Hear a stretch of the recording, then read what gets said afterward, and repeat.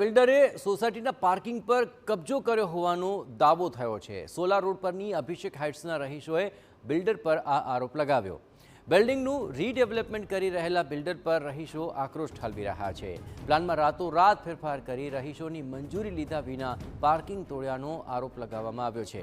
Parking સ્થળે બિલ્ડરે barricade કરી કબજો લઈ લેતા આ વિવાદ સર્જાયો। હાઉસિંગ બોર્ડે અભિષેક હાઇટને 99 વર્ષના ભાડા પેટે આ જમીન આપી હતી। 992 મીટર પાર્કિંગ એએમસીના પ્લાનમાં પાર્કિંગ આપીને દર્શાવાઈ હતી। રીડેવલપમેન્ટ કરી રહેલા બિલ્ડરને મહાનગરપાલિકાએ જૂની સોસાયટીની જાણ બહાર જગ્યા ફાળવી દેવાઈ હોવાનો આરોપ લાગ્યો છે।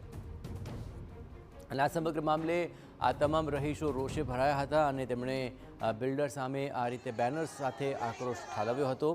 અને પાર્કિંગ સ્થળે બિલ્ડરે જે ગફલત કરી છે તેને લઈને આ આક્રોશ જોવા મળી રહ્યો છે। આપણે જણાવ્યું કે બિલ્ડર પર રહીશોનો આ આક્ષેપ જણાઈ રહ્યો છે કે બિલ્ડરે પાર્કિંગ પર કબજો કરી લીધો છે અને આ અંગે રહીશોને જાણ પણ કરવામાં નહોતી આવી અને તેને લઈને તમામ રહીશોએ ભારોભાર આક્રોશ ઠાલવ્યો। હવે અભિષેક એપાર્ટમેન્ટ છે એ અત્યારે રિડેવલપમાં જાય છે અને એ હાઉસિંગ બોર્ડ દ્વારા સન બિલ્ડરને એમને ડેવલપર તરીકે નિમેલ છે। હવે આ એ લોકોએ અમને એવો પ્લાન આપ્યો કે આગળની જગ્યા એ લોકો લઈ લે છે, અમને અહીંયા જગ્યા આપશે।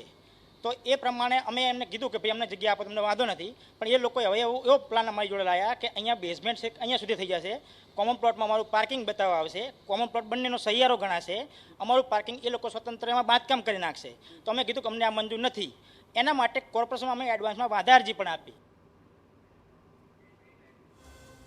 હવે આ સમગ્ર મામલે કેવી રીતે નિવેડો આવશે તે અત્યંત મહત્વપૂર્ણ બની રહેશે, પરંતુ આ રીડેવલપમેન્ટને લઈને બિલ્ડરે જે ગફલત કરી છે તેને લઈને રહીશોની અંદર ભારે રોષ ફેલાયો છે અને આ મામલે તેઓ કોર્ટ સુધી પણ ગયા છે। પરંતુ હવે આ સમગ્ર મામલે ક્યારે નિવેડો આવે છે અને ક્યારે આ રીડેવલપમેન્ટની કામગીરી આગળ વધે છે તે જોવું મહત્વપૂર્ણ બની રહેશે।